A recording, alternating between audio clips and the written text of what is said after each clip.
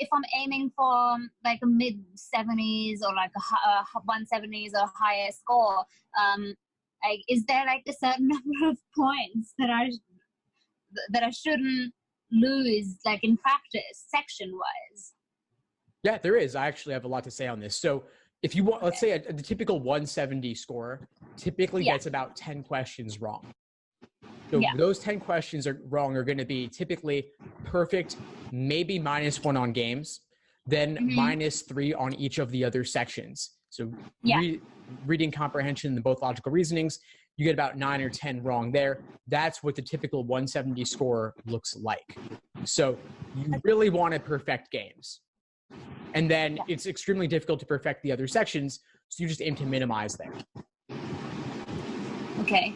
That's what you want to look for. And one last thing I would say on this is that typically people do sometimes experience a test day drop where their practice test scores are a little bit higher than the actual. And so you'd want to comfortably be at least a few points above 170 if your goal was a 170.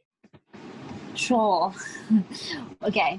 That's hard. So like I've never scored more than a 175, which was like a singular incident. I don't even count it like it's an outlier.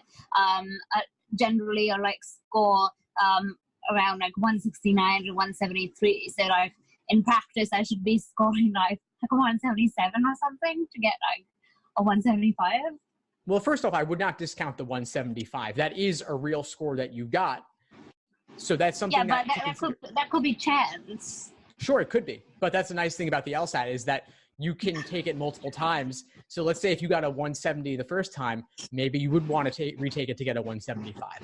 Now, let's say if you want to comfortably be fairly secure, you're going to get a 170, then I would want your practice test score range to be, let's say, 173 to 177.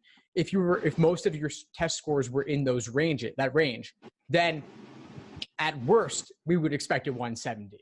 More likely, you might get a 172 or 173, maybe on the lower end. But again, I should clarify that some people perform worse under pressure, some perform better under pressure, and there is an element of chance as well. Thanks for tuning into the show. Please subscribe if you haven't done so already to be notified of new episodes as I release them. And feel free to reach out if you need anything at all as you move forward with your prep. I'm happy to help however I can. In the meantime, I'll wish you all the best and take care.